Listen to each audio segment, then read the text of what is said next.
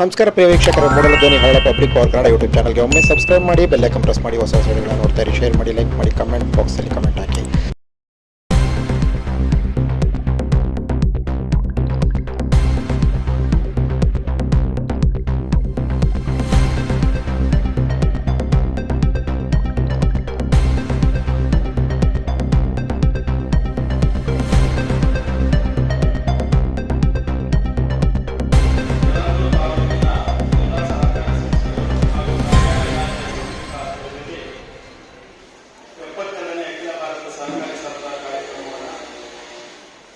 ಭಾರತದಲ್ಲಿರ್ತಕ್ಕಂಥ ಇಡೀ ರಾಜ್ಯದಲ್ಲಿರ್ತಕ್ಕಂಥ ಎಲ್ಲ ಸಹಕಾರಿ ಸಂಸ್ಥೆಗಳಲ್ಲೂ ನವೆಂಬರ್ 14ರಿಂದ 20ರವರೆಗೆ ಇಡೀ ದೇಶದಾದ್ಯಂತ ನೆಹರು ಸ್ಮರಣಾರ್ಥವಾಗಿ ಈ ಒಂದು ಕಾರ್ಯಕ್ರಮವನ್ನು ನಾವು ಆಯೋಜನೆ ಮಾಡಿರ್ತೀವಿ. ಇದಕ್ಕೆ national cooperative union of India ಪ್ರತಿದಿನ 7 ದಿನಗಳ ಕಾಲ ನಡೆಯತಕ್ಕಂಥ ಕಾರ್ಯಕ್ರಮವನ್ನು ಸಹಕಾರಿ ಸಂಸ್ಥೆಗಳಲ್ಲಿ ಪ್ರಸ್ತುತ ಏನು ವ್ಯವಸ್ಥೆ ಇದೆ ಆ ವ್ಯವಸ್ಥೆಗೆ ಸಂಬಂಧಪಟ್ಟಂತೆ ಪ್ರತಿದಿನ ಒಂದೊಂದು ವಿಚಾರಗಳಿರ್ತವೆ. ಆ ವಿಚಾರಕ್ಕೆ ಸಂಬಂಧಪಟ್ಟಂತೆ ಆ ಭಾಗದ ಸಹಕಾರಿ ಸಂಸ್ಥೆಗಳನ್ನು ಸೇರಿಸಿ ಸಹಕಾರಿಗಳಿಗೆ ಸಹಕಾರಿ ವಿಷಯದ ಬಗ್ಗೆ, ಸಹಕಾರಿ ವ್ಯವಸ್ಥೆಯ ಬಗ್ಗೆ, ಹಿಂದೆ ಆಗಿರ್ತಕ್ಕಂಥದ್ದು, ಈಗ ಆಗ್ತಾ ಇರ್ತಕ್ಕಂಥದ್ದು, ಮುಂದೆ ಆಗ್ತಕ್ಕಂಥದ್ರ ಬಗ್ಗೆ ಸವಿವರವಾಗಿ ಆ ಜಿಲ್ಲೆಯ ಮಾತೃ ಸಂಸ್ಥೆ ಇರುತ್ತೆ. ಆ ಮಾತೃ ಸಂಸ್ಥೆ ಶಿಕ್ಷಣ ಮತ್ತು ಪ್ರಚಾರ ತರಬೇತಿ ಕಾರ್ಯಕ್ರಮಗಳನ್ನ ನಿರ್ವಹಣೆ ಮಾಡುತ್ತೆ. ಅದರ ಮಾತೃ ಸಂಸ್ಥೆಯ ಅಧ್ಯಕ್ಷರ ಅಧ್ಯಕ್ಷತೆಯಲ್ಲಿ ಎಲ್ಲಾ ಸಹಕಾರಿ ಸಂಸ್ಥೆಗಳನ್ನು ಒಟ್ಟುಗೂಡಿಸಿ ಆಯಾ ಭಾಗದಲ್ಲಿ ಈ ಒಂದು ಕಾರ್ಯಕ್ರಮವನ್ನು ಆಯೋಜನೆ ಮಾಡುತ್ತೀವಿ. ಹಾಗಾಗಿ ಇವತ್ತು 17ನೇ ತಾರೀಕು ಯಳಂದೂರು ತಾಲೂಕಿನಲ್ಲಿ ಈ ಒಂದು ಕಾರ್ಯಕ್ರಮವನ್ನು 75ನೇ ಅಖಿಲ ಭಾರತ ಸಹಕಾರಿ ಸಂಸ್ಥೆಗಳನ್ನು ಹಮ್ಮಿಕೊಂಡಿದ್ದೀವಿ. ಈ ಕಾರ್ಯಕ್ರಮದಲ್ಲಿ ಪ್ರಾರ್ಥನೆಯನ್ನು ಮಾಡಲಿದ್ದಾರೆ ಸತೀಶ್ ಅವರು. ನಾವು ಅಖಿಲ ಭಾರತ ಸಹಕಾರ ಸಪ್ತಾಹವನ್ನು ಯಳಂದೂರು ತಾಲೂಕಿನಲ್ಲಿ ಹಮ್ಮಿಕೊಂಡಿದ್ದು, ಈ ಒಂದು ಕಾರ್ಯಕ್ರಮಕ್ಕೆ ಶ್ರೀ ವೈಸಿ ನಾಗೇಂದ್ರ ಅವರು ನಿರ್ದೇಶಕರು ಚಾಮನ್ ಅವರು ಆಗಮಿಸಿದ್ದಾರೆ. ಅವರಿಗೆ ತಮ್ಮೆಲ್ಲರ ಪರವಾಗಿ ಸ್ವಾಗತವನ್ನು ಕೊಡ್ತೀನಿ. ಹಾಗೆ ಶ್ರೀ ಎಚ್.ಎಸ್. ನಂಜನಪ್ರಸಾದ್ ಅವರು ಅಧ್ಯಕ್ಷರು ಸರ್ಕಾರ ಒಕ್ಕೂಟ ಹಾಗೂ ಚಾಮರಾಜನಗರ ನಿರ್ದೇಶಕರ ಆಯೋಗ ಅವರಿಗೂ ಸಹ ತಮ್ಮೆಲ್ಲರ ಪರವಾಗಿ ಸ್ವಾಗತವನ್ನು ಕೊಡ್ತೀನಿ. ಶ್ರೀ ಎಂ. ರವಿ ಅವರು ನಿರ್ದೇಶಕರು ಜಿಲ್ಲಾ ಸಹಕಾರಿ ಒಕ್ಕೂಟ ಅವರಿಗೂ ಸಹ ತಮ್ಮೆಲ್ಲರ ಪರವಾಗಿ ಸ್ವಾಗತವನ್ನು ಕೊಡ್ತೇನೆ. ಶ್ರೀ ಎನ್. ಎಂ. ಪ್ರಭುಸ್ವಾಮಿ ಅವರು ನಿರ್ದೇಶಕರು ಜಿಲ್ಲಾ ಸಹಕಾರಿ ಒಕ್ಕೂಟ ಅವರಿಗೂ ಸಹ ತಮ್ಮೆಲ್ಲರ ಪರವಾಗಿ ಸ್ವಾಗತವನ್ನು ಕೊಡ್ತೇನೆ. ಹಾಗೂ ಶ್ರೀ ಎಂ. ಗುಣೇಂದ್ರಮೂರ್ತಿ ಅಧ್ಯಕ್ಷರು ಪಿಎಲ್ಜಿ ಬ್ಯಾಂಕ್ ಯಳಂದೂರು ಅವರಿಗೂ ಸಹ ತಮ್ಮೆಲ್ಲರ ಪರವಾಗಿ ಸ್ವಾಗತವನ್ನು ಕೊಡ್ತೇನೆ. ಹಾಗೂ ಶ್ರೀ ರಾಜಪಾಲಿ ಮೇಲ್ವಿಚಾರಕರು ಎನ್ಎಸ್ಸಿ ಬ್ಯಾಂಕ್ ಯಳಂದೂರು ಅವರಿಗೂ ಸಹ ತಮ್ಮೆಲ್ಲರ ಪರವಾಗಿ ಸ್ವಾಗತವನ್ನು ಕೊಡ್ತೇನೆ. ಹಾಗೂ ಶ್ರೀ ರಾಜನವರು ಮಾರ್ಗದರ್ಶನ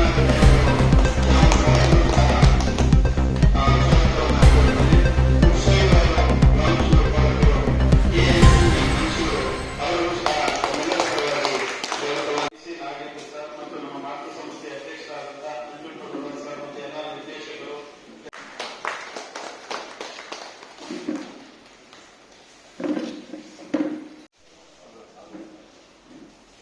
ಈ ಕಡೆ ಬರ್ತೀನಿ.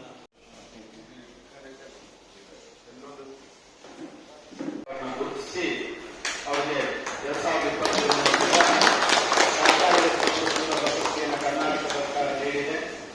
ಅವರಿಗೆ ದೇವರು ಆರೋಗ್ಯ ಆಯಸ್ಸು ಕೊಟ್ಟು ಇನ್ನೂ ಸಹಕಾರಿ ಸಂಸ್ಥೆಗಳಲ್ಲಿ ಹೆಚ್ಚು ಸೇವೆಯನ್ನು ಸಲ್ಲಿಸಿ ಅವರ ಸುಪುತ್ರರಿಗೆ ಚಾಮುಂಡಿ ಸಂಸ್ಥೆ ಒಂದು ಪ್ರಾರಂಭಕ್ಕೆ ಕಾರಣಕರ್ತರಾದರು. ಆ ರೀತಿಯಲ್ಲಿ ಅವರು ಮುಂದೆ ಸಹಕಾರಿ ಸಂಸ್ಥೆಗಳ ಬೆಳವಣಿಗೆಗೆ, ಅವರು ಅಭಿವೃದ್ಧಿಗೆ, ಪ್ರಗತಿಗೆ ಅವರ ಒಂದು ಸೇವೆ ಅಮೋಘವಾಗಿರಲಿ ಅಂತ ನಿಮ್ಮ ಯಳಂದೂರು ತಾಲೂಕು ಎಲ್ಲಾ ಸಹಕಾರಿ ಸಂಸ್ಥೆಗಳ ಪರವಾಗಿ ಮತ್ತು ಇಲ್ಲಿರ್ತಕ್ಕಂಥ ಎಲ್ಲಾ ಸಹಕಾರಿಗಳ ಪರವಾಗಿ ನಾನು ವೈಯಕ್ತಿಕವಾಗಿ ಅವರಿಗೆ ಧನ್ಯವಾದಗಳನ್ನು ಅರ್ಪಿಸ್ತೇನೆ. ಅವನ್ನ ಆಚರಣೆ ಮಾಡಲಿಕ್ಕೆ ಅಂತಾರಾಷ್ಟ್ರೀಯ ಸಹಕಾರ ಮೈತ್ರಿ ಸಂಸ್ಥೆ ಅಂತಕ್ಕದ್ದು ನಿರ್ಧಾರ ಮಾಡಿ ಅಂದಿನಿಂದ ಇಲ್ಲಿವರೆಗೂ ಕೂಡ ಸುಮಾರು 72 ವರ್ಷಗಳ ಕಾಲ ಈ ಒಂದು ಆಚರಣೆಯನ್ನ ಮಾಡ್ತಾ ಇದ್ದೀವಿ. ಇದರ ಮೂಲ ಉದ್ದೇಶ ಏನಪ್ಪ ಅಂತಂದ್ರೆ ಈ ವರ್ಷದಲ್ಲಿ ಆದಂತಹ ಕಾರ್ಯಚಟುವಟಿಕೆ ಬಗ್ಗೆ ಚರ್ಚೆ ಮಾಡುವಂತಹದ್ದು, ಮುಂದಿನ ವರ್ಷಗಳಲ್ಲಿ ಯಾವ ರೀತಿಯಾದ ಒಂದು ಯೋಜನೆಯನ್ನು ಹಮ್ಮಿಕೊಳ್ಬೇಕು ಅನ್ನೋದ್ರ ಬಗ್ಗೆ ನಿರ್ಧರಿಸುವಂತಹದ್ದು ಒಂದಾಗಿರುವಂತಹದ್ದು. ಮತ್ತು ಅದರ ಜೊತೆಗೆ 1976 ಈಚೆಗೆ ಪಂಡಿತ್ ಜವಾಹರ್ಲಾಲ್ ನೆಹರು ಅವರ ಒಂದು ಹುಟ್ಟುಹಬ್ಬದೊಂದಿಗೆ ಈಚೆಗೆ ಈ ಒಂದು ಸಹಕಾರ ಸಪ್ತಾಹವನ್ನು ಆಚರಣೆ ಮಾಡ್ತಾ ಇದ್ದೀವಿ. ಹಿಂದೆ ಹೇಗಿತ್ತು ಅಂತಂದ್ರೆ ಜುಲೈ 2ನೇ ಶನಿವಾರದಂದು ಈ ಒಂದು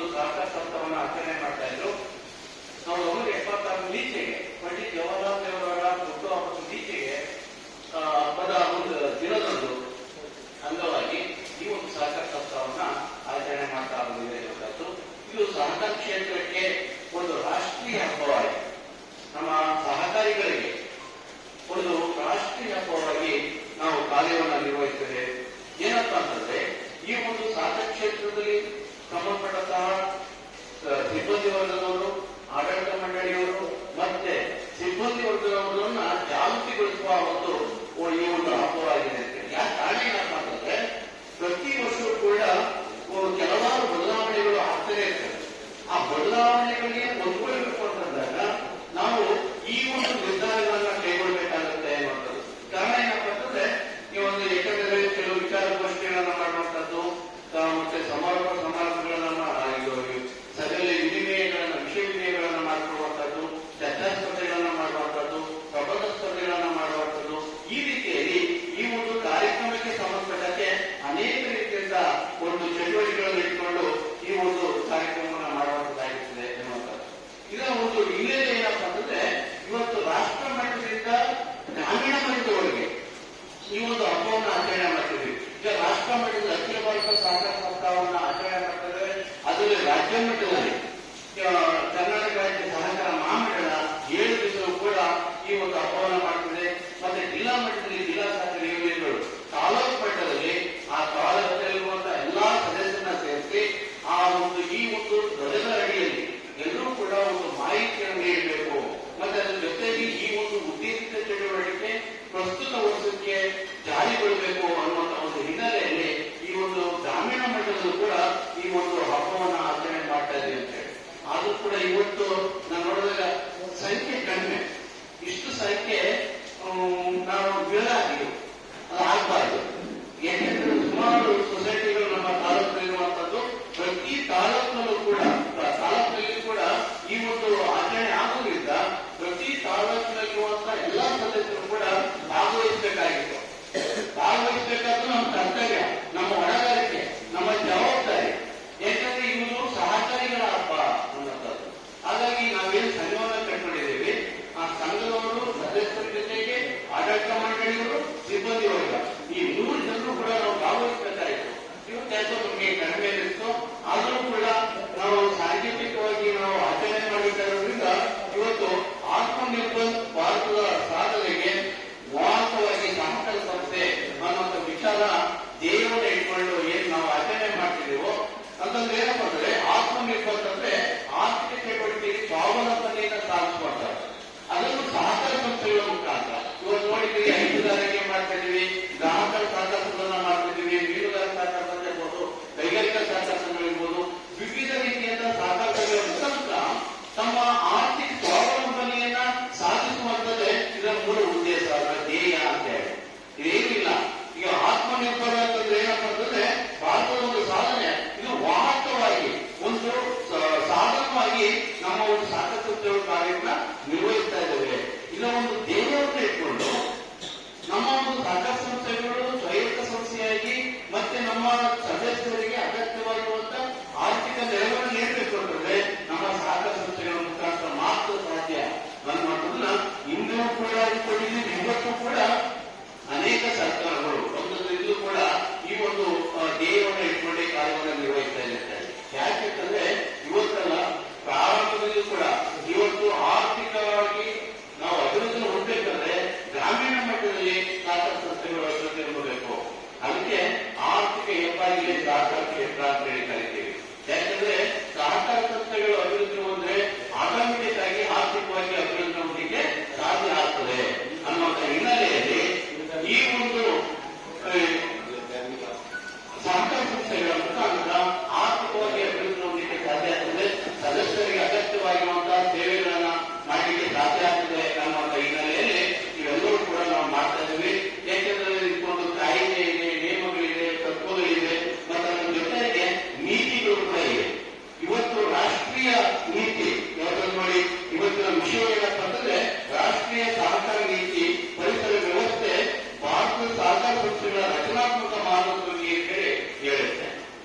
ಅಥವಾ ನಾವು ಕೊಡುವಂತಹ ಡಿಪ್ಲೊಮಾ ಕೋರ್ಸ್ಗಳಿಂದ ಅಥವಾ ನಾವು ಕೊಡುವಂತಹ ಒಂದು ಸಭೆ ಸಮಾರಂಭಗಳು, ಇವತ್ತು ನಾವು ಇಲ್ಲಿ ತಾಲೂಕು ಮಟ್ಟದಲ್ಲಿ ಒಂದು ಸಭೆ ನಡೆಸ್ತಾ ಇದ್ದೀವಿ, ನಾವು ಒಂದು ಜಾಗೃತಿ ಮಟ್ಟದಲ್ಲಿ ಜಾಗೃತಿಗೊಳಿಸ್ತಾ ಇದ್ದೀವಿ ಸದಸ್ಯರನ್ನ ಅಂತ ಹೇಳಿದಾಗ ನಮ್ಮ ಸದಸ್ಯರೇ ಬರೋದಿಲ್ಲ.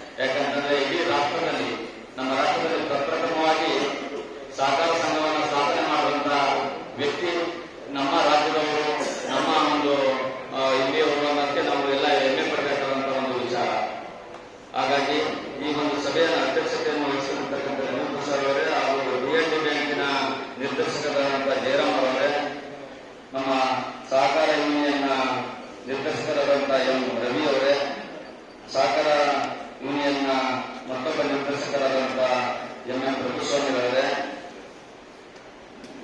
ಮಹಾದೇವ ಸ್ವಾಮಿ ಅವರೇ, ಮೇಲ್ವಿಚಾರಕರಾದ ಶ್ರೀ ವೆಂಕಟನಾಥ ಆಚೆಪರವರೇ, ಇವತ್ತಿನ ದಿನ ನಾವು ಸಹಕಾರ ಸಪ್ತಾಹ ಒಂದು ರಾಷ್ಟ್ರೀಯ ಹಬ್ಬ ಇದು ಸಹಕಾರಿಗಳಿಗೆ. ಸಹಕಾರಿಗಳು ನಾವು ಸಹಕಾರದಲ್ಲಿ ತತ್ವಗಳನ್ನ ಅಳವಡಿಸಿಕೊಂಡು ಹೋಗುತ್ತೆ. ನಾವು ಏನೇನು ವ್ಯವಸ್ಥೆಗಳನ್ನ ಸಂಪೂರ್ಣವಾಗಿ ನಿಭಾಯಿಸಿಕೊಂಡು ಹೋದರೆ ದೇಶದ ಆರ್ಥಿಕತೆಗೆ ಯಾವ ರೀತಿ ಅಭಿವೃದ್ಧಿ ಆಗುತ್ತೆ ಅನ್ನೋದನ್ನ ಒಂದು ಚಿಂತನ ಮಂಥನ ಮಾಡಿಕೊಳ್ಳುವಂತ ಒಂದು ದಿನ ಈ ಒಂದು ನವೆಂಬರ್ 14ರಿಂದ 20ನೇ ತಾರೀಕಿನವರೆಗೆ ಇಡೀ ರಾಷ್ಟ್ರಾದ್ಯಂತ ಮಾಡುವಂತ ಒಂದು ವ್ಯವಸ್ಥೆ ಆಗಿದೆ. ಈ ವ್ಯವಸ್ಥೆಯಲ್ಲಿ ನಾವೆಲ್ಲರೂ ಕೂಡ ಸಾಕಷ್ಟು ವಿಚಾರಗಳನ್ನು ತಿಳ್ಕೋಬಹುದು. ಹಾಗಾಗಿ ನಾವು ಸಹಕಾರ ಸಂಘಗಳು ಅಂತಂದ್ರೆ ಇಡೀ ದೇಶದ ಒಂದು ಆರ್ಥಿಕತೆಯ ಬೆನ್ನೆಲುಬು ಅಂತ ನಾವೆಲ್ಲ ಹೇಳ್ಕೊತೀವಿ, ಎಲ್ಲರೂ ಹೇಳ್ತಾರೆ. ರಾಷ್ಟ್ರದ ಆರ್ಥಿಕತೆಯ ಹೆಬ್ಬಾಗಿಲು ಸಹಕಾರ ಸಂಘಗಳು. ಸಹಕಾರ ಸಂಘಗಳು ಎಷ್ಟು ಅಭಿವೃದ್ಧಿ ಆಗುತ್ತೆ ಅಷ್ಟು ದೇಶ ಅಭಿವೃದ್ಧಿ ಆಯಿತು ಅಂತ ಒಂದು ಲೆಕ್ಕಾಚಾರ ಇರುತ್ತೆ. ಯಾಕಂತಂದ್ರೆ ಇವತ್ತು ಯಾವುದೇ ಪಟ್ಟಣ ಪ್ರದೇಶ ಅಭಿವೃದ್ಧಿ ಆಗಬೇಕಾಗ್ಲಿ, ಯಾವುದೇ ರಾಷ್ಟ್ರೀಯ ಮಟ್ಟದಲ್ಲಿ ಯಾವುದೇ ಒಂದು ಅಭಿವೃದ್ಧಿ ಆಗಬೇಕಾಗ್ಲಿ, ನಮ್ಮ ಸಹಕಾರ ಸಂಘಗಳು ಹಳ್ಳಿಗಳು ಮುಖ್ಯ. ಹಳ್ಳಿಗಳಿಂದ ನಾವು ಏನು ಉತ್ಪಾದನೆಗಳನ್ನು ಮಾಡ್ತೀವಿ, ನಾವು ಏನು ಶ್ರಮ ಜೀವಿಗಳಾಗಿ ನಾವು ಉತ್ಪಾದನೆಯನ್ನು ಮಾಡಿ ಗುಣಮಟ್ಟದ ಒಂದು ವ್ಯವಸ್ಥೆಯನ್ನು ನಾವು ರಾಷ್ಟ್ರಕ್ಕೆ ನೀಡ್ತೀವಿ. ಒಂದು ಆಹಾರ ಭದ್ರತೆ ಆಗ್ಬೋದು, ಬೇರೆ ಕೈಗಾರಿಕಾ ಅಭಿವೃದ್ಧಿಯ ಭದ್ರತೆ ಆಗ್ಬೋದು, ಎಲ್ಲವನ್ನೂ ಕೂಡ ಮಾಡೋದು ನಮ್ಮ ಹಳ್ಳಿಯ ಕಾರಿನ ಒಂದು ವ್ಯವಸ್ಥೆ ಬಗ್ಗೆ. ಅಭಿವೃದ್ಧಿಗೆ ಪೂರಕವಾಗಿ ಸಹಕಾರ ಸಂಘಗಳ ಒತ್ತುವಿನ ಬಂದು ನಾವೆಲ್ಲ ಮನ್ನಣಾಗಬೇಕಾದಂತ ಒಂದು ಸನ್ನಿವೇಶ. ಹಾಗಾಗಿ ಈಗಾಗಲೇ ನಮ್ಮ ಪ್ರಾಂಶುಪಾಲರು ಸಾಕಷ್ಟು ವಿಚಾರಗಳನ್ನ ತಮಗೆಲ್ಲ ಮುಟ್ಟಿಸವ್ರೆ ಸಹಕಾರದ ಬಗ್ಗೆ. ಸಹಕಾರ ಸಂಘ ಹೀಗಾಗಬಾರ್ದು, ಸಹಕಾರ ಸಂಘ ಭವಿಷ್ಯವಾಗಿರಬೇಕು ಅಂತಂದ್ರೆ ನಾವೆಲ್ಲರೂ ಕೂಡ ಒಗ್ಗಟ್ಟಿನಿಂದ ಸಹಕಾರ ತತ್ವಕ್ಕೆ ನಾವು ಒಂದು ನಿಸ್ವಾರ್ಥವಾದ ಸೇವೆಯನ್ನ ಮಾಡಿದ್ರೆ ಮಾತ್ರ ನಾವು ಸಹಕಾರ ಸಂಘವನ್ನು ಅಭಿವೃದ್ಧಿಪಡಿಸಿಕೊಂಡು ಹೋಗಕ್ಕೆ ಸಾಧ್ಯ ಆಗಿರುತ್ತದೆ. ನಿಸ್ವಾರ್ಥವನ್ನ ನಾವು ಮರೆತುಬಿಟ್ರೆ ನಾವು ಸಹಕಾರ ಸಂಘಗಳು ಕುಂಠಿತವಾಗ್ತವೆ. ನಮ್ಮ ಒಂದು ಬೆನ್ನೆಲಿಗೆ ನಾವು ಕೊಟ್ಟಂತ ಒಂದು ಗೌರವ ಆಗುತ್ತೆ. ನಾವು ಸಹಕಾರ ಸಂಘಗಳನ್ನು ಅಭಿವೃದ್ಧಿಪಡಿಸಿಕೊಂಡಿದ್ದೇವೆ. ಮಹಾತ್ಮ ಗಾಂಧೀಜಿ ಆಗ್ಬೋದು, ಸಿದ್ದನಗೌಡ ಪಾಟೀಲ್ ಆಗಿರ್ಬೋದು, ಡಾಕ್ಟರ್ ಅಂಬೇಡ್ಕರ್ ಬಾಬಾ ಸಾಹೇಬ್ ಆಗಿರ್ಬೋದು, ಮತ್ತೆ ಹಲವಾರು ನಾಯಕರು ನಮ್ಮ ಒಂದು ಸಹಕಾರ ಸಂಘಗಳಿಗೆ ನಮ್ಮ ಒಂದು ಕಾನೂನು ವ್ಯವಸ್ಥೆಗೆ ಅಭಿವೃದ್ಧಿಯನ್ನ ಪಡಿಸಲಿಕ್ಕೆ ಎಷ್ಟು ಶ್ರಮ ಪಟ್ಟವರಿಗೆ ಅವರೆಲ್ಲ ಪಟ್ಟಂತ ಒಂದು ಅಭಿವೃದ್ಧಿ ಆಗುತ್ತೆ. ಈಗಾಗಲೇ ನಮ್ಮ ಕೇಂದ್ರ ಸರ್ಕಾರದಲ್ಲಿ ಅಮಿತ್ ಶಾ ಜಿ ಅವರು ಸತತವಾಗಿ 3 ಬಾರಿಯಿಂದಲೂ ಕೂಡ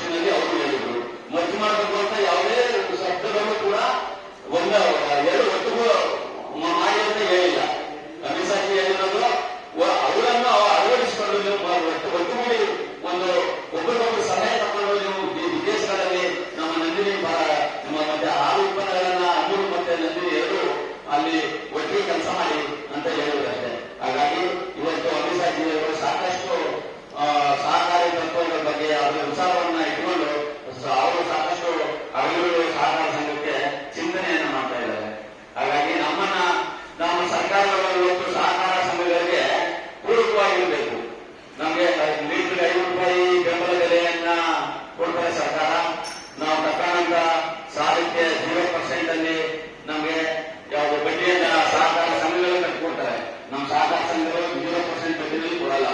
PNB ಬ್ಯಾಂಕ್ ಬಂದ್ರೆ 3% ಬಡ್ಡಿ ದರದಲ್ಲಿ ನಮಗೆ ಸಾಲ ಸಿಗುತ್ತೆ. ನಮಗೆ PNB ಬ್ಯಾಂಕಿನ ಅನ್ವಯ ಏನಿದೆ, ನಿಯಮ ಏನಿದೆ, 12%, 13%, 14% ಏನು ಇರುತ್ತೆ. ಅದನ್ನ 3% ರೈತರು ಕಟ್ಟಿದ್ರೆ ಇನ್ನು ಬಾಕಿ ಪರ್ಸೆಂಟೇಜ್ ನ ಸರ್ಕಾರ ಕಟ್ಟಿಕೊಡುತ್ತೆ. ಸರ್ಕಾರಕ್ಕೆ ಯಾಕೆ ಕಟ್ಟಿಕೊಡುತ್ತೆ ಅಂತ ಹೇಳಿದ್ರೆ, ದುಡಿಯುವಂತ ಜನಕ್ಕೆ ಸರ್ಕಾರಕ್ಕೆ ಬರುವಂತ ಆದಾಯದಲ್ಲಿ ಸಹಕಾರ ಸಂಘಗಳಿಂದ ಸರ್ಕಾರಕ್ಕೆ ಸಾಕಷ್ಟು ಪ್ರಮಾಣದ ತೆರಿಗೆ ಹೋಗುತ್ತೆ.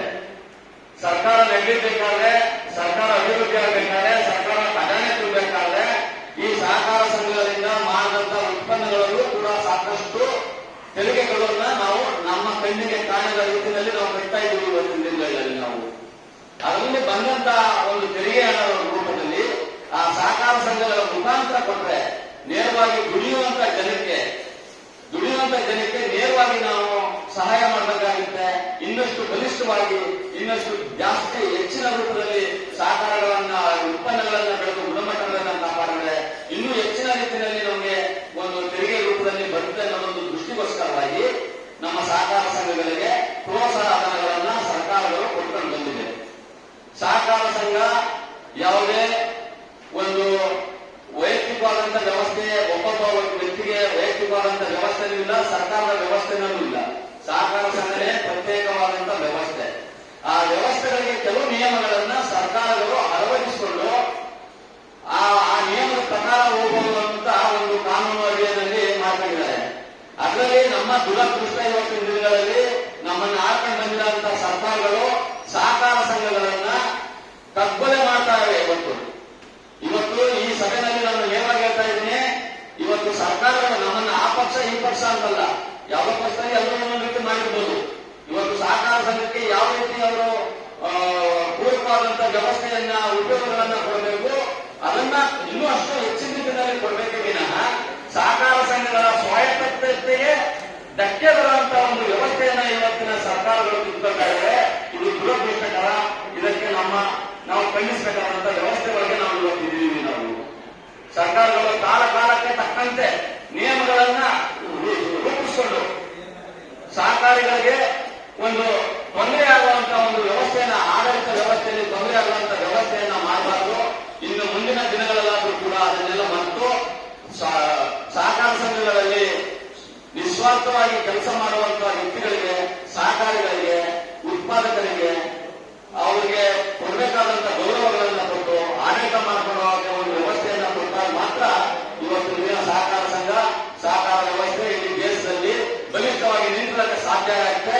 ಇಲ್ಲ ಅಂತಂದ್ರೆ ಎಲ್ಲ ಖಾಸಗೀಕರಣ ಆಗಿ ಮತ್ತೆ ನಾವು ಇಂದಿನ ಪರಿಸ್ಥಿತಿಗೆ ಮುಖ ನೋಡುವಂತ ವ್ಯವಸ್ಥೆಯನ್ನು ಆಗುತ್ತೆ ಅಂತ ನನ್ನ ಭಾವನೆಯಲ್ಲಿ ಬಂದಿದೆ. ಸರ್ಕಾರಗಳು ನಮ್ಮಲ್ಲಿ ಪಡೆದಂತಹ ಒಂದು ತೆರಿಗೆ ಹಣದಲ್ಲಿ ನಮಗೆ ಕೊಡ್ತಾ ಇರುವಂತಹ ಹಣ ಅದು. ನಮಗೆ 5 ರೂಪಾಯಿ ಆಗಲಿ, ನಮಗೆ 0% ಬಡ್ಡಿಗಾಗಲಿ, ನಮಗೆ ಕ್ಯಾಪಿಟಲ್ ಸಾಲ ಆಗಲಿ, ಇನ್ನೊಂದೇ ಆಗಲಿ, ಮತ್ತೊಂದೇ ಆಗಲಿ ಕೊಡ್ತಾ ಇರೋದು ನಮ್ಮ ತೆರಿಗೆ ಹಣದಲ್ಲಿ. ಯಾಕೆಂತಂದ್ರೆ ಇವರು ನೇರವಾಗಿ ದುಡಿಯುವಂತ ಜನಕ್ಕೆ ಸಹಾಯ ಮಾಡಿ ಇನ್ನಷ್ಟು ಹೆಚ್ಚಿನ ದುಡಿಮೆಯಿಂದ ಸಾಕಷ್ಟು ಜನರು, ಯಾಕಂದ್ರೆ ಸಹಕಾರ ಸಂಘದಲ್ಲಿ ಈಗ ಕಾರ್ಯದರ್ಶಿಗಳಿದ್ದಾರೆ, ಬೇರೆ ಬೇರೆ ಎಲ್ಲಾ ತರದ ಪದನಾಮಗಳ ಅಧಿಕಾರಿಗಳಿದ್ದಾರೆ. ಸರ್ಕಾರದ ರೀತಿಯಲ್ಲಿ ನಾವು ಕೊಡುವಂತ ಸಂಬಳಗಳನ್ನ ಕೊಡ್ತಾ ಇಲ್ಲ. ಇವತ್ತು ನಮ್ಮ NPCS ಕಾರ್ಯದರ್ಶಿಗಳಿದ್ದಾರೆ, 3,000, 6,000, 10,000 ರೂಪಾಯಿ ದುಡಿಯುವಂತ ವ್ಯಕ್ತಿಗಳಿದ್ದಾರೆ ಇವತ್ತು. ಅದೇ ನಮ್ಮ ಸಹಕಾರಿ ಬ್ಯಾಂಕ್ಗಳಿದ್ದಾರೆ, ಇವತ್ತು 15,000, 20,000 ದುಡಿಯುವಂತ ಕಾರ್ಯದರ್ಶಿಗಳು ಮತ್ತೆ ಅಲ್ಲಿ ಅಧಿಕಾರಿಗಳನ್ನು ನಾವು ನೋಡ್ತಾ ಇದ್ದೀವಿ. ಇವರೆಲ್ಲ ದುಡಿಮೆಯಿಂದ ದುಡಿತಾ ಇರೋದು. ಅದೇ ಒಂದು ಸರ್ಕಾರದ ವ್ಯವಸ್ಥೆ ಒಳಗೆ ಆ ಒಂದು ಸ್ಕೇಲ್ ಪ್ರಕಾರ ಆ ಕಾಲಕ್ಕೆ ತಕ್ಕಂತೆ ಅವರಿಗೆ ಬಟ್ಟೆಗಳು ಅವುಗಳೆಲ್ಲ ಕೊಡ್ತಾ ಇದ್ದಾರೆ. ಹಾಗಾಗಿ ಸಹಕಾರ ಕ್ಷೇತ್ರಗಳಲ್ಲಿ ಹೆಚ್ಚಿನ ರೀತಿಯಲ್ಲಿ ದೇಶಕ್ಕೆ ಯಾವುದೇ ಸ್ವಾರ್ಥಗಳನ್ನ ಇಟ್ಕೊಳ್ಳದೆ ಅವರು ನಿಸ್ವಾರ್ಥಗಳಾಗಿ ದುಡಿಮೆ ಮಾಡ್ತಾ ಇದ್ದಾರೆ. ಇದಕ್ಕೆ ಇನ್ನೂ ಹೆಚ್ಚೆಚ್ಚಿನ ರೀತಿಯಲ್ಲಿ ನಾವು ಸಹಕಾರ ಕೊಡಬೇಕು ಅನ್ನೋ ಒಂದು ಹಿತದೃಷ್ಟಿ ಸರ್ಕಾರಗಳಿಗೆ ಇರಬೇಕ ವಿನಃ ಈ ಸಹಕಾರ ಸಂಘಗಳನ್ನೇ ಒಂದು ರಾಜಕೀಯ ಒಂದು ಕಪಿಮುಷ್ಟಿನಲ್ಲಿ ಇಟ್ಟುಕೊಂಡು ಸಹಕಾರ ಸಂಘಗಳಿಗೆ ಒಂದು ರೀತಿ ಕದರುವಂತ ಕೆಲಸವನ್ನ ಮಾಡ್ತಾ ಇರೋದು ಇವತ್ತು ನಾವೆಲ್ಲರೂ ಕೂಡ ಅವನ್ನೆಲ್ಲ ನೋಡ್ತಾ ಇದ್ದೀವಿ. ಅದು ಆದಷ್ಟು ಬೇಗ ನಿಲ್ಬೇಕು ಅಂತ ನನ್ನ ಒಂದು ಆಶಯ. ತಾವು ಎಲ್ಲರೂ ಕೂಡ ಅದಕ್ಕೆ ಪೂರಕವಾಗಿರಿ. ನಮ್ಮನ್ನ ಆಳುವಂತವರು ಯಾರಿಗೂ ನಾವು 50 ವರ್ಷ, 60 ವರ್ಷ, 20 ವರ್ಷ, 10 ವರ್ಷ ಎಲ್ಲ ಬರ್ಬೋದಿಲ್ಲ.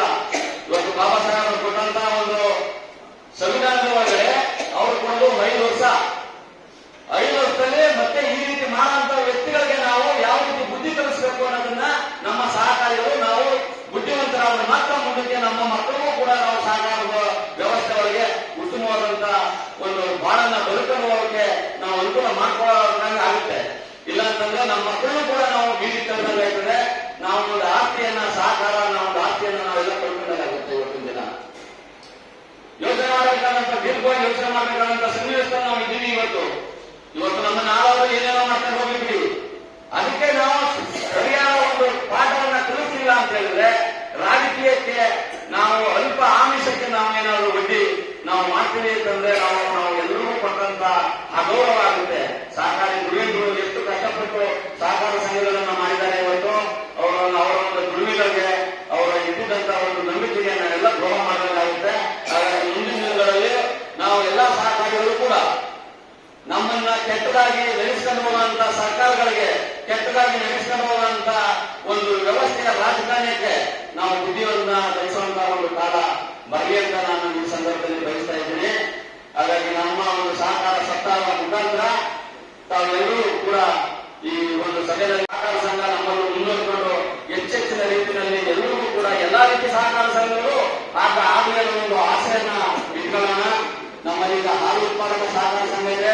ಹಾಲು ಉತ್ಪಾದಕ ಸಹಕಾರ ಸಂಘ ಇರಲಿಲ್ಲ ಅಂತ ಹೇಳಿದ್ರೆ ಇವತ್ತು ಪರಿಸ್ಥಿತಿ ಹಳ್ಳಿಗಾಡಿನ ಜನಕ್ಕೆ ಯಾವ ಪರಿಸ್ಥಿತಿ ಆಗಿತ್ತು ಅನ್ನೋದನ್ನು ನಾವೇ ಅವಲೋಕನ ಮಾಡಿಕೊಳ್ಳುವಂತ ವ್ಯವಸ್ಥೆ ಇದೆ. ಅದೇ ರೀತಿ ನಮಗೆ ಕಬ್ಬು ಬೆಳೆಗಾರ ಸಹಕಾರ ಸಂಘಗಳಾಗಿರ್ಲಿ, ಒಂದು ದಿನಸಿ ಬೆಳೆ ಖರೀದಿ ಮಾಡುವಂತ ಒಂದು ಸಹಕಾರ ಆಗಲಿ, ಹಲವಾರು ನಮ್ಮ ಉತ್ಪನ್ನಗಳನ್ನ ನಾವು ನಮ್ಮ ಗ್ರಾಮಗಳಲ್ಲಿ ಕಚ್ಚಾ ಪದಾರ್ಥಗಳನ್ನ ಸಿದ್ಧ ಪದಾರ್ಥಗಳನ್ನಾಗಿ ಮಾಡಿ ಬೆಳೆಸಿದಾಗ ಮಾತ್ರ ಗ್ರಾಮ ಸ್ವರಾಜ್ಯ ಆಗೋದು. ಅಂತ ವ್ಯವಸ್ಥೆ ಗ್ರಾಮೀಣ ಮಟ್ಟದಲ್ಲಿ ಹುಟ್ಟಬೇಕು. ಅದು ನಮ್ಮ ಒಬ್ಬೊಬ್ಬ ವ್ಯಕ್ತಿಗಳಿಂದ ನಾವು ಮಾಡಲಿಕ್ಕೆ ಸಾಧ್ಯ ಇರಲ್ಲ. ನೂರಾರು ಜನ ಒಬ್ಬರು ಎಲ್ಲರೂ ಒಬ್ಬರಿಗೊಬ್ಬರು ಸಹಕಾರ ತಗೊಂಡು ನಾವು ಬೃಹತ್ ಆಕಾರದಲ್ಲಿ ನಾವು ಯಾವುದೇ ವಿಚಾರಗಳನ್ನಾದ್ರೂ ಕೂಡ, ಯಾವುದೇ ಒಂದು ಯೋಜನೆ ಆದ್ರೂ ಕೂಡ, ಯಾವುದೇ ಒಂದು ಕೈಗಾರಿಕೆ ಆದ್ರೂ ಕೂಡ ನಾವು ಸಹಕಾರ ಸಂಘಗಳ ಮುಖಾಂತರವಾಗಿ ಸಾಧಿಸಬಹುದು ಅನ್ನೋದನ್ನ ನಮಗೆ ಹಲವಾರು ನಿದರ್ಶನಗಳನ್ನು ನಮ್ಮ ಹಿರಿಯರು ನಮ್ಗೆ ಹಾಕೊಂಡಿದ್ದಾರೆ. ಹಾಗಾಗಿ ನಾವೆಲ್ಲರೂ ಕೂಡ ಸಹಕಾರ ಸಂಘಗಳಿಗೆ ಹೆಚ್ಚಿನ ಒತ್ತನ್ನು ಕೊಡೋಣ. ಸಹಕಾರ ಸಂಘಗಳಲ್ಲಿ ಏನಾದ್ರು ಒಳ್ಳೆ ವ್ಯವಸ್ಥೆಗಳು ಕಂಡು ಬಂದಂತ ಸಂದರ್ಭದಲ್ಲಿ ನಾವು ಸಿದ್ಧತೆ ನಿಲ್ಲುವಂತ ಒಂದು ವ್ಯವಸ್ಥೆ ನಾವು ಎಲ್ಲರಿಗೂ ಕೂಡ ಆಗ್ಬೇಕಾಗುತ್ತೆ. ಯಾಕಂತ ಹೇಳಿದ್ರೆ ನಾವು ಬಂದಿರೋದು ಸಹಕಾರ ಸಂಸ್ಥೆ ಒಳಗೆ ನಮ್ಮ ಅಣ್ಣ ತಮ್ಮಿಂದರು, ನಮ್ಮ ಸಹಕಾರಿಗಳು ಎಲ್ಲರೂ ಕೂಡ ಒಂದು ಹೆಚ್ಚಿನ ಒಂದು ಸೌಲಭ್ಯಗಳನ್ನ ಪಡ್ಕೊಳ್ಳಿ ಅನ್ನೋ ಒಂದು ದೃಷ್ಟಿಯಲ್ಲಿ ನಾವು ಬರ್ತಾ ಇದ್ದೀವಿ. ಅದೇ ರೀತಿ ಸಾಕಷ್ಟು ಉದಾಹರಣೆಗಳಿವೆ.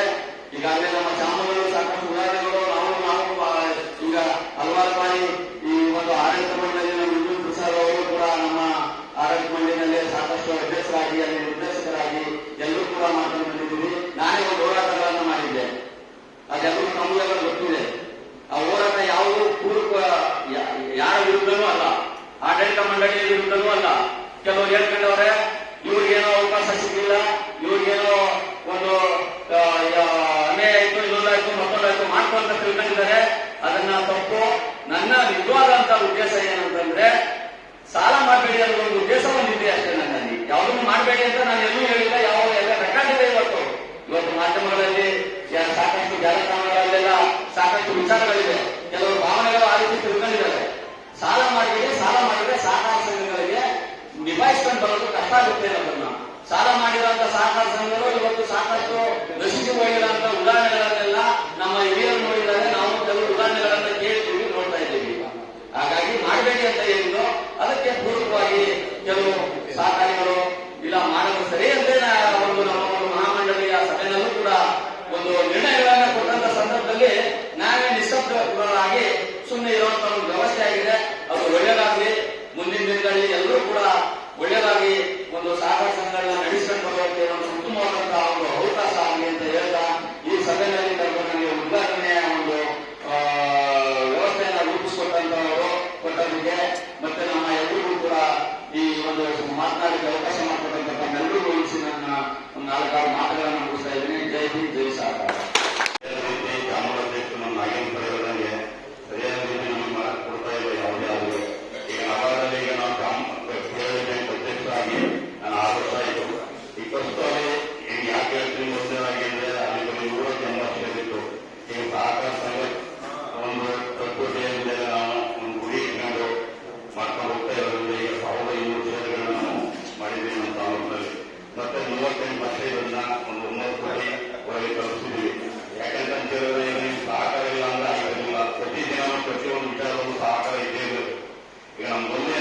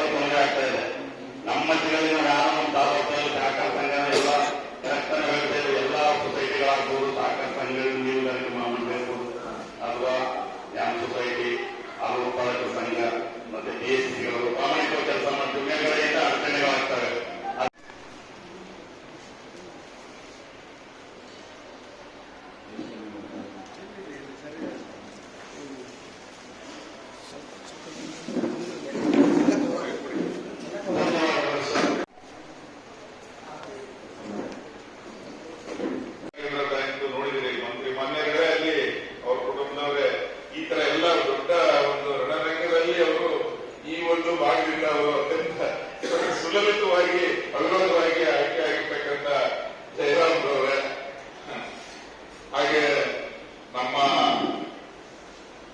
ಚಾಮರಾಜನಗರ ಜಿಲ್ಲಾ ಸಹಕಾರ ಒಕ್ಕೂಟದ ನಿರ್ದೇಶಕರು ಸನ್ಮಿತ್ರರು ಆದಂತಹ ಶ್ರೀಯುತ ಎಂ ರವಿ ಅವರೇ, ಮತ್ತೋರ್ವ ನಿರ್ದೇಶಕರಾದಂತಹ ಸ್ನೇಹಿತರಾದಂತಹ ಶ್ರೀಯುತ ಪ್ರಭುಸ್ವಾಮಿ ಅವರೇ, ಹಾಗೆ ನಮ್ಮ ಯಳಂದೂರು ಪೇಳಿ ಬ್ಯಾಂಕ್ನ ಅಧ್ಯಕ್ಷರಾದಂತಹ ಮಿತ್ರರಾದಂತಹ ಶ್ರೀಯುತ ನಿರಂಜನ್ ಮೂರ್ತಿ ಅವರೇ, ಹಾಗೆ ಸನ್ಮಾನ್ಯ ಮುಖ್ಯಮಂತ್ರಿಗಳಾದಂತಹ ಸಿದ್ದರಾಮಯ್ಯನವರೇ ಸಹಕಾರ ಖಾತೆನ ಹೊಂದಿರುವಂತಹ ಈ ಸಂದರ್ಭದಲ್ಲಿ ನಮ್ಮ ಜಿಲ್ಲೆಯಿಂದ ನನಗೆ ಮತ್ತು ಸನ್ಮಾನ್ಯ ಚಾಮರಾಜನಗರದ ಶಾಸಕರು ಮಾಜಿ ಮಂತ್ರಿಗಳಾದಂತಹ ಪುಟ್ಟಣ್ಣ ಶೆಟ್ಟಿ ಅವರಿಗೆ, ನಮ್ಮ ಈ ಜಿಲ್ಲೆಯ ಇಬ್ಬರಿಗೆ ಸಹಕಾರ ರತ್ನ ಪ್ರಶಸ್ತಿಯನ್ನು, ಕರ್ನಾಟಕ ರಾಜ್ಯ ಸಹಕಾರ ರತ್ನ ಪ್ರಶಸ್ತಿಯನ್ನ ಮೊದಲನೇ ದಿನ ಸಹಕಾರ ಸಪ್ತಾಹದ ಬೆಂಗಳೂರಿನ ಅರಮನೆ ಮೈದಾನದ ಗಾಯತ್ರಿ ವಿಹಾರ ಸಭಾಂಗಣದಲ್ಲಿ ನಮಗೆ ಕೊಟ್ಟು, ಇವತ್ತು ನಮಗೆ ಈ ಒಂದು ಸಹಕಾರ ಕ್ಷೇತ್ರದಲ್ಲಿ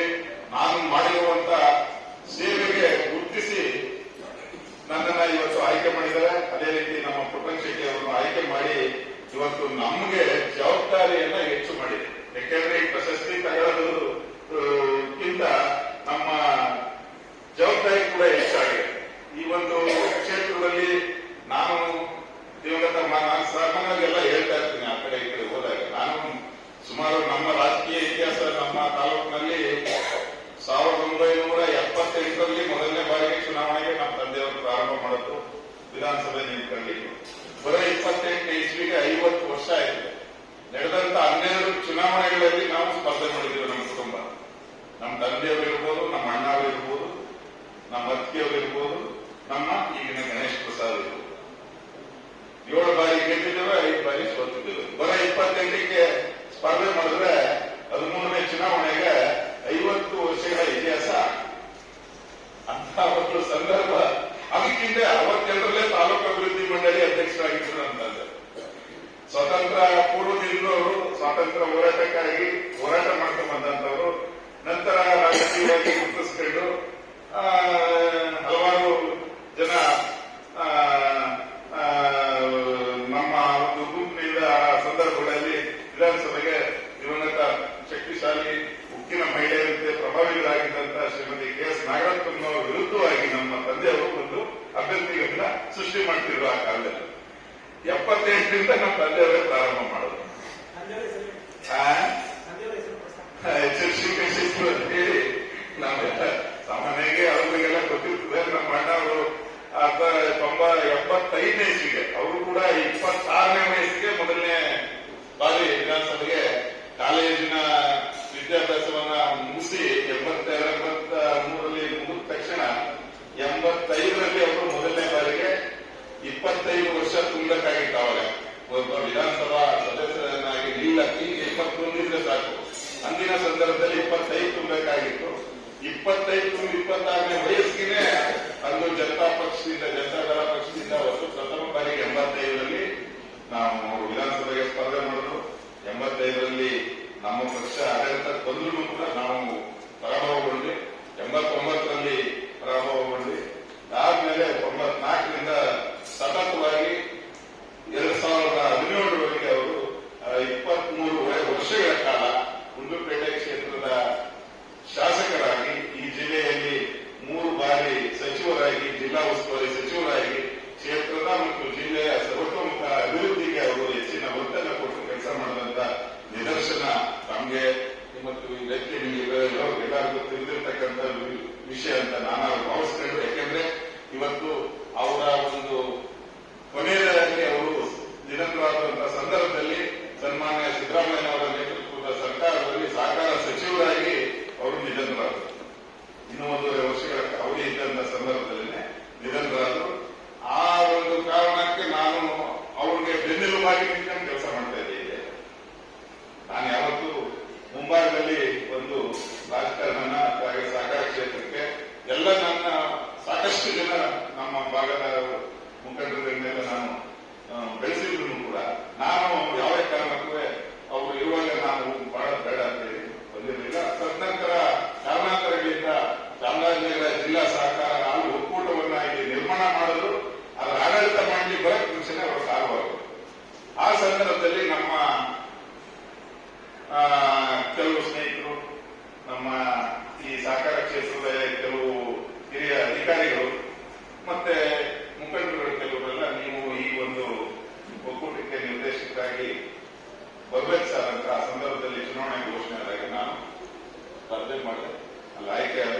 ನಂತರ ಮೊದಲನೇ ಆಡಳಿತ ಮಂಡಳಿ 2.5 ವರ್ಷಗಳ ಕಾಲ ಕರ್ನಾಟಕ ಹಾಲು ಮಂಡಳಿ ನಿರ್ದೇಶಕರಾಗಿ ಕಳಿಸಿಕೊಟ್ಟಿದ್ರು.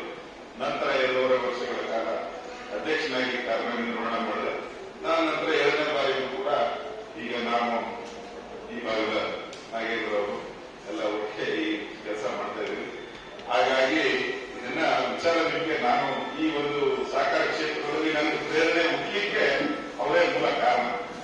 ಹಾಗಾಗಿ ಇವತ್ತು ಸರ್ಕಾರ ನನ್ನನ್ನು ಗುರುತಿಸಿ ನನಗೆ ಒಂದು ಪ್ರಶಸ್ತಿಯನ್ನು ಕೊಟ್ಟಿದ್ದಾರೆ. ತಾವು ಈ ಸಂದರ್ಭದಲ್ಲಿ ಅತ್ಯಂತ ಗೌರವಪೂರ್ವಕವಾಗಿ ನನ್ನನ್ನ ಈ ಯಳಂದೂರು ಭಾಗದ ಎಲ್ಲ ಸಹಕಾರಿ ಬಂಧುಗಳು ನನ್ನನ್ನು ಗೌರವಿಸಿದ್ದಾರೆ. ಅದಕ್ಕೆ ತುಂಬ ಹೃದಯದ ನನ್ನ ಧನ್ಯವಾದಗಳನ್ನ ಈ ಸಂದರ್ಭದಲ್ಲಿ ತಮಗೆ ತಿಳಿಸಲಿಕ್ಕೆ ಬಯಸ್ತೇನೆ. ಅದರ ಒಂದು ಏನು ಪ್ರಭಾವ ಇದೆ ಅನ್ನೋದನ್ನ ಇನ್ನೂ ಸರಿಯಾದ ರೀತಿಯಲ್ಲಿ ತಿಳ್ಕೊಳ್ಳಕ್ಕಾಗ್ತಾರೆ.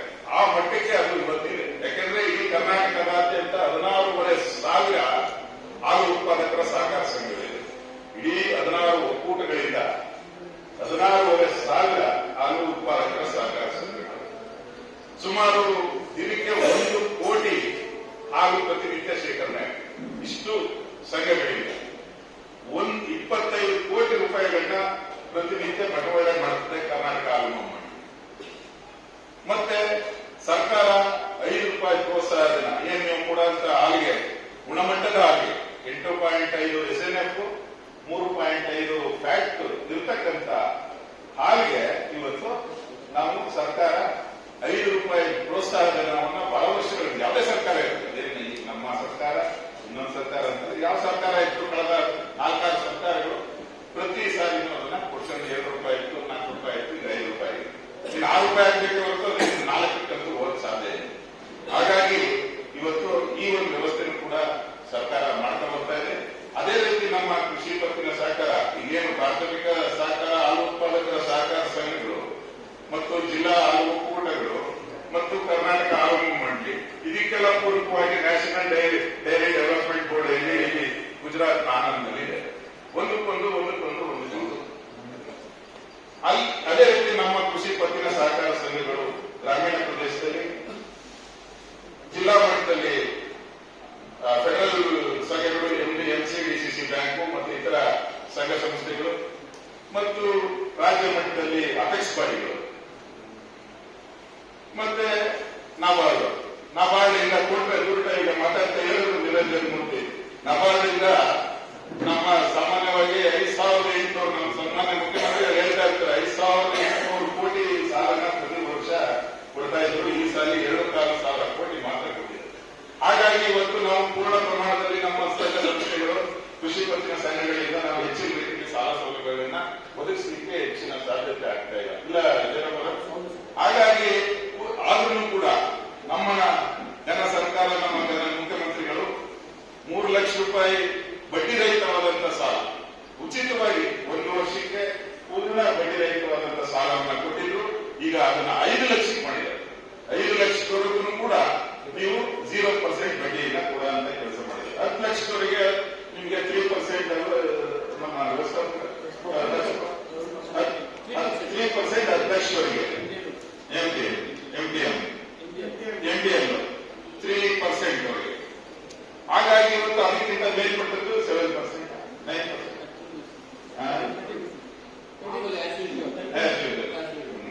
ಹಾಗಾಗಿ ಇವತ್ತು ಈ ಎಲ್ಲ ಸಾಲ ಸೌಲಭ್ಯಗಳನ್ನ ಇವತ್ತು ನಮ್ಮ ಕೃಷಿ ಪತ್ತಿನ ಸಹಕಾರ, ನಮ್ಮ NCDCC ಬ್ಯಾಂಕ್ ಮುಖಾಂತರ, ಪ್ರಾಥಮಿಕ ಸಂಘಗಳ ಮುಖಾಂತರ ಇವತ್ತು ಸಾಲ ಸೌಲಭ್ಯಗಳನ್ನು ಕೂಡ ಅಂತ ಕೆಲಸವನ್ನ ಮಾಡ್ತಾ ಇದ್ದಾರೆ. ಅದನ್ನ ಸರಿಯಾದ ರೀತಿಯಲ್ಲಿ ಉಪಯೋಗಪಡಿಸ್ಕೊಳ್ಳದೆ ನಮ್ಮ ವ್ಯವಸಾಯ ಅಭಿವೃದ್ಧಿಗೆ ಉಪಯೋಗಿಸ್ಕೊಳ್ಳೋದು. ಈಗ ಕೆಲವು ಕಡೆ ಏನಾಗ್ತಾ ಇದೆ, 5 ಲಕ್ಷ ತಗೊಂಡ್ಬಿಡ್ತಾರೆ.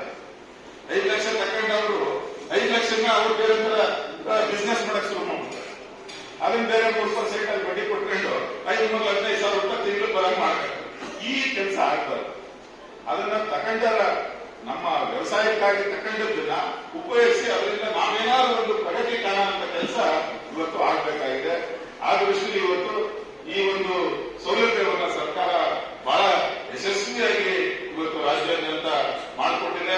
ಯಾಕೆಂದ್ರೆ ನಮ್ಮ ಮುಖ್ಯಮಂತ್ರಿಗಳು ನಾಳೆ 20ನೇ ತಾರೀಕು ಈ ಸಹಕಾರ ಸಪ್ತಾಹದ ಸಮಾರೋಪ ಸಮಾರಂಭ ಚಾಮರಾಜನಗರದಲ್ಲಿ ಅತ್ಯಂತ ಯಶಸ್ವಿಯಾಗಿ ಮಾಡಬೇಕು ಅಂತ ನಾವೆಲ್ಲ ತೀರ್ಮಾನ ಮಾಡಿ ಅವತ್ತು ಕರೆದಿದ್ದಂತ ವಿಧಾನಸೌಧದ ಸಭೆಯಲ್ಲಿ ಇಲ್ಲಿ ಹೇಳಿದ ತಕ್ಷಣ ಇಡೀ ಜಿಲ್ಲಾಡಳಿತ ಮತ್ತು ಸಹಕಾರ ನಮ್ಮೆಲ್ಲ ಒಕ್ಕೂಟಗಳು ಸೇರಿ ಇವತ್ತು ಚಾಮರಾಜನಗರ ನಮ್ಮ ಈ ಭಾಗದ ಈ ಡಿವಿಷನ್ ಇಂದ ಮಂಡ್ಯ ಇರ್ಬೋದು, ಮೈಸೂರು ಇರ್ಬೋದು, ಹಾಸನ್, ಕೊಡಗು ಮತ್ತೆ ನಮ್ಮ ಚಾಮರಾಜನಗರ ಈ ಭಾಗದ 4 ಜಿಲ್ಲೆಗಳು ಎಲ್ಲ ಸೇರಿ ಇವತ್ತು ಅತ್ಯಂತ ಯಶಸ್ವಿಯಾಗಿ ಇವತ್ತು ನಾವು ಆ ಕಾರ್ಯಕ್ರಮವನ್ನು ಮಾಡಬೇಕು ಅಂತೇಳಿ ತೀರ್ಮಾನ ಮಾಡಿ ಇವತ್ತು ಬೃಹದಾಕಾರದ ಒಂದು ವ್ಯವಸ್ಥೆ ಇವತ್ತು ಚಾಮರಾಜನಗರದ ಅಂಬೇಡ್ಕರ್ ಕ್ರೀಡಾಂಗಣದಲ್ಲಿ ನಡೀತಾ ಇದೆ.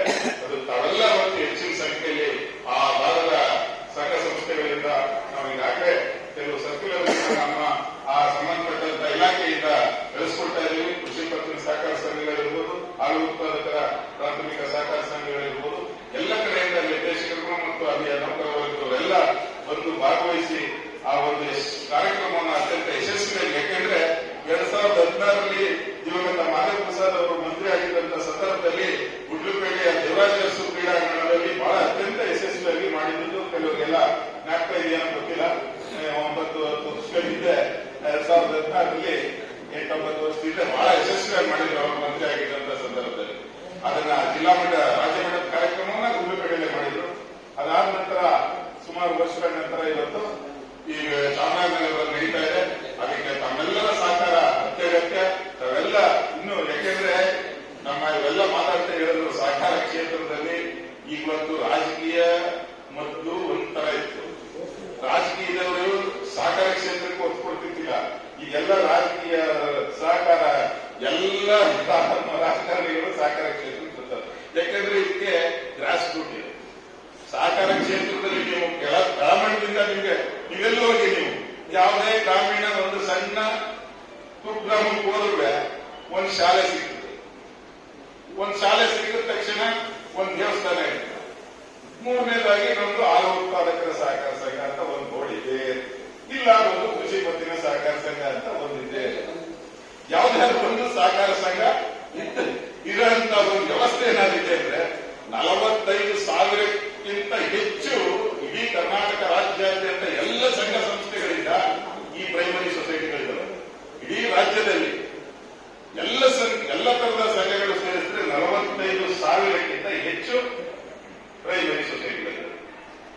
ಈ ಒಂದು ವ್ಯವಸ್ಥೆ ಇವತ್ತು ಕರ್ನಾಟಕ ರಾಜ್ಯದಲ್ಲಿ ಸಹಕಾರ ಕರ್ನಾಟಕ ಜನ ಸರ್ಕಾರದ ಅಧೀನದಲ್ಲಿರ್ತಕ್ಕಂಥ ಸಹಕಾರ ಸಂಸ್ಥೆಯ ಅಡಿಯಲ್ಲಿ ಈ ಒಂದು ಸಹಕಾರ ಇಲಾಖೆ ಕೆಲಸ ಮಾಡುತ್ತದೆ. ಅದಕ್ಕೆ ಎಲ್ಲ ಸರ್ಕಾರದ ಸೌಲಭ್ಯಗಳಿದ್ರು ಕೂಡ ನಮ್ಮದೇ ಆದಂತಹ ವ್ಯವಸ್ಥೆನ ನಾವು ನಮ್ಮ ಗ್ರಾಮೀಣ ಪ್ರದೇಶದಲ್ಲಿ ಮಾಡ್ಕೊಂಡು ಇವತ್ತು ಈ ಸಂಘ ಸಂಸ್ಥೆಗಳನ್ನ ನಡೆಸ್ಕೊಂಡು ಬರ್ತಾ ಇದ್ದೇವೆ. ಅತ್ಯಂತ ಯಶಸ್ವಿಯಾಗಿ ಕೆಲಸನ ನಿರ್ವಹಣೆ ಮಾಡ್ತಾ ಇದೆ. ಹಿಂದೆ ಉತ್ತರ ಕರ್ನಾಟಕಕ್ಕೆ ಯಶಸ್ವಿಯಾಗಿತ್ತು. 15-20 ವರ್ಷದ ಹಿಂದೆ ಅವಾಗೆಲ್ಲ ಇಷ್ಟು ಪ್ರಬಲವಾಗಿರಲಿಲ್ಲ. ಯಾರೋ ಕೆಲವರು ನಮ್ಮ ಜಿಲ್ಲೆಯವರು ಮತ್ತೆ ಇನ್ನಿತರ ಕೆಲವು ಪ್ರಭಾವಿಗಳು ಮಾತ್ರ ಅದನ್ನ ಇಟ್ಕೊಂಡಿದ್ದವರು. ನಮ್ಗೆಲ್ಲ ಗಂದಲೇ ಇರಲಿಲ್ಲ.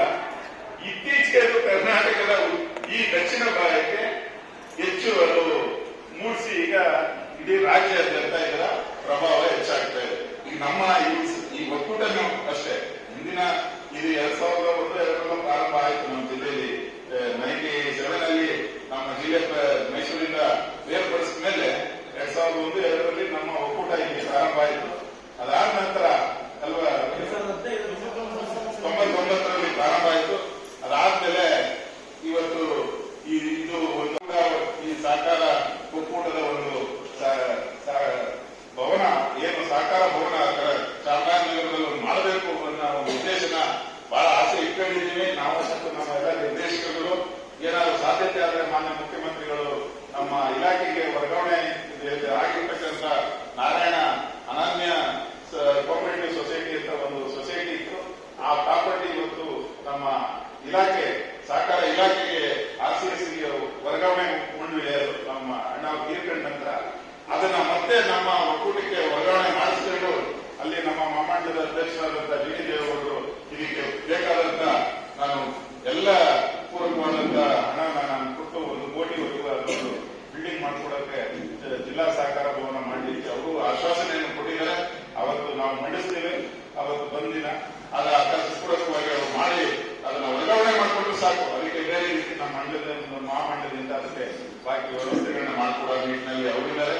ಅದೇ ರೀತಿ ನಮ್ಮ ಜಿಲ್ಲಾ ನಮ್ಮ ಹಾಲು ಒಕ್ಕೂಟಕ್ಕೆ ಬರಬೇಕಾದಂತ 55 ಕೋಟಿ ರೂಪಾಯಿಗಳಿಂದ ನಮಗೆ ಬಾಕಿ ಬರಬೇಕಾದಂತದ್ದನ್ನು ಕೂಡ ನಾಗೇಂದ್ರ ಅವರು ನಾವು ಮತ್ತೆ ಇತರ ನಮ್ಮ ಅಧ್ಯಕ್ಷರು ಸ್ವಾಮಿ ಮತ್ತೆ ಇತರ ಎಲ್ಲ ನಮ್ಮ ನಿರ್ದೇಶಕರು ಒಟ್ಟಿಗೆ ಸೇರಿ ಅವರಿಗೆ ಒಂದು ಮೆಮೊರಾಂಡಮ್ ಕೊಟ್ಟು ಅಲ್ಲಿಂದ ನಾವು ಆ ಒಂದು ಹಣವನ್ನು ಬಿಡುಗಡೆ ಮಾಡಿಸ್ಕೊಂಡು ನಮ್ಮ ಒಕ್ಕೂಟಕ್ಕೆ ಇನ್ನೂ ಹೆಚ್ಚಿನ ಒಂದು ರೀತಿಯಲ್ಲಿ ನಾವು ಕೆಲಸ ಮಾಡಲಿಕ್ಕೆ ಈಗ ಸಾಲ ಸೌಲಭ್ಯಗಳು ಏನ್ ಮಾಡ್ಕೊಂಡಿದ್ವಿ ಅದನ್ನೆಲ್ಲ ತೀರಿಸಿ ಒಂದು ವ್ಯವಸ್ಥಿತವಾಗಿ ಅದು ನಡೀಲಿಕ್ಕೆ ಕಾರಣ ಆಗ್ತಿದೆ ಅನ್ನೋ ಮಾತನ್ನು ಈ ಸಂದರ್ಭದಲ್ಲಿ ಹೇಳ್ತಾ ಮೂಡಲ ಧ್ವನಿ ಹವಳ ಪಬ್ಲಿಕ್ ಪವರ್ ಕನ್ನಡ ಯೂಟ್ಯೂಬ್ ಚಾನಲ್ಗೆ ಒಮ್ಮೆ ಸಬ್ಸ್ಕ್ರೈಬ್ ಮಾಡಿ ಬೆಲ್ ಐಕಾನ್ ಪ್ರೆಸ್ ಮಾಡಿ ಹೊಸ ವಿಡಿಯೋಗಳನ್ನ ನೋಡ್ತಾ